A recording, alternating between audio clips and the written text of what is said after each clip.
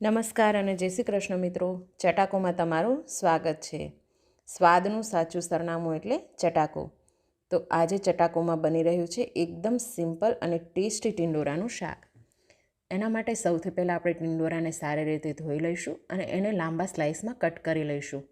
જો એમાં થોડા બટેકા પણ એડ કરીએ તો શાકનો ફ્લેવર ખૂબ જ સરસ લાગે છે.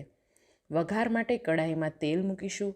એમાં રાઈ, જીરું, હિંગ, હળદર એડ કરીશું અને થોડો લીલો લીમડો એડ કરીશું.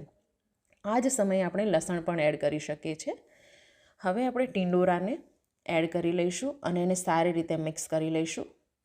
સ્વાદ પ્રમાણે મીઠું એડ કરીશું અને સારી રીતે મિક્સ કરીને પેન ઢાંકી લઈશું.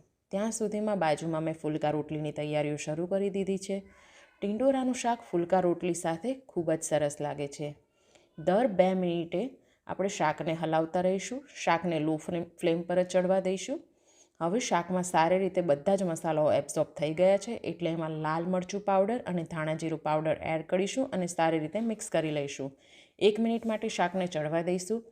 હવે શાક રેડી છે. એને આપણે કોથમીર એડ કરીને ગાર્નિશ કરી લઈશું. જો તમને પણ અમારો આ વિડીયો ગમ્યો હોય તો અમને લાઇક, શેર અને સબસ્ક્રાઈબ કરવાનું ભૂલતા નહીં. ફરી મળીશું નવા વિડીયો સાથે. ત્યાં સુધી આવજો.